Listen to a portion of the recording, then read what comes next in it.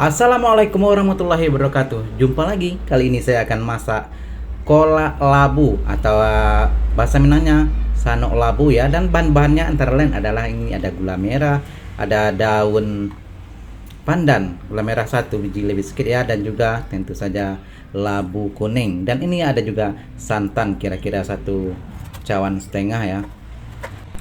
Dan langkah pertama kita potong dulu labu kuning ya, kecil-kecil ya, yang ukuran boleh kira-kira 2 jari ya, ataupun seberapa yang Anda suka, begitulah kira-kira ya. Dan ini tidak ada ukuran, saya hanya potong-potong mengikut selera masing-masing. Dan yang saya ambil adalah bagian yang tengah-tengah ya, bagian dalam atau labunya saya buang, dan juga bagian luar kulit pun saya buang. Dan kulitnya agak keras, kalau kita masak juga sedikit keras ya, jadi saya buang kulit luar dan juga labu dalam. Saya ambil adalah bagian yang tengah-tengah yang cantik saja. Dan langkah seterusnya kita masukkan dalam panci. Dan ini adalah labu kuning yang saya sudah potong-potong tadi ya, dan saya sudah cuci bersih. Masukkan dalam panci, kemudian saya masukkan santan yang saya sudah peras tadi ya, dan kira-kira cukup memenuhi, cukup terendam ya labu kuning tadi. Kemudian kita hidupkan api kompor ya, dan kita tunggu ya, tidak beberapa menit kemudian mendidih. Dan kalau kita masak santan ya, masak yang benda-benda yang ada santan, kuah santannya kita harus kontrol api, dan juga harus sering mengaduk atau mengacaunya ya, supaya santan tidak menjadi berminyak ataupun menjadi berbuih ya. Nanti kalau sudah berminyak dan rasanya pun kurang sedap ya. Dan seterusnya kita masukkan daun pandan musang yang saya sudah siapkan tadi ya. Dan ini adalah saya masukkan 2 lembar yang saya simpulkan menjadi satu.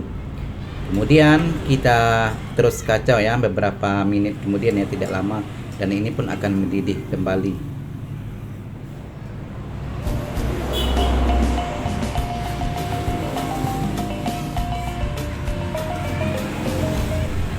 Kemudian kolak sudah boleh dikatakan 2/3 masak ya.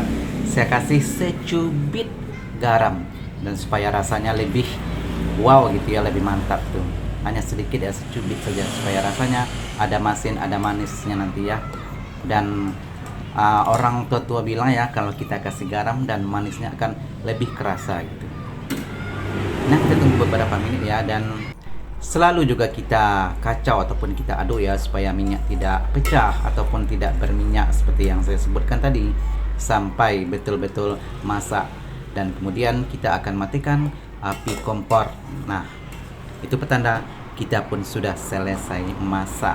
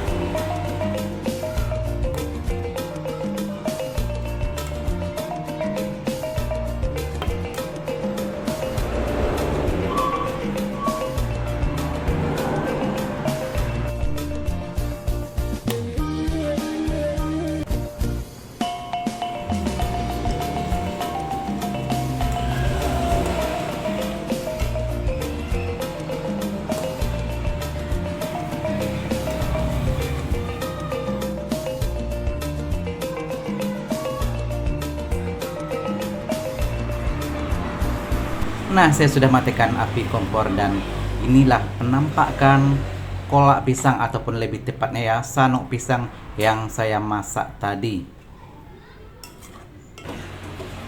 Nah, ini dia. Alhamdulillah sekarang giliran makan kolak labu. Dan ini adalah ketan ya, itu beras pulut yang saya masak tadi. Dan sebelum makan kita terlebih dahulu berdoa ya. Saya akan makan. Bismillahirrahmanirrahim. Dan rasanya ya memang cukup manis, apalagi sekarang ya udara di sini cukup panas. Dan ini saya makan di atas atap rumah ya. Dan kolak ini pun saya sudah masukkan ke dalam kulkas terlebih dahulu ya, ke dalam kulkas. Dan juga ketan nih saya sudah masukkan ke dalam kulkas, jadi dingin begitu ya, dan udara begitu panas, dan dengan makanan dingin gini ya terasa sangat sedap. Saya makan terlebih dahulu ya, dan selamat menonton.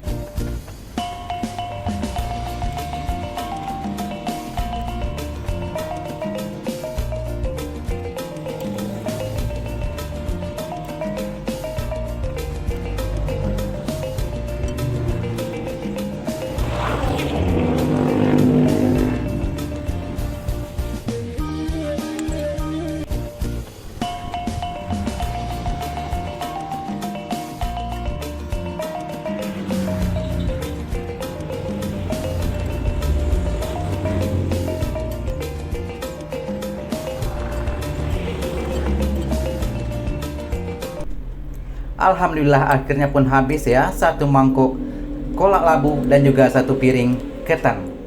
Terima kasih ya yang sudah menonton, dan jika Anda suka silahkan subscribe, like, komen, dan juga share. Jumpa lagi di video seterusnya. Assalamualaikum.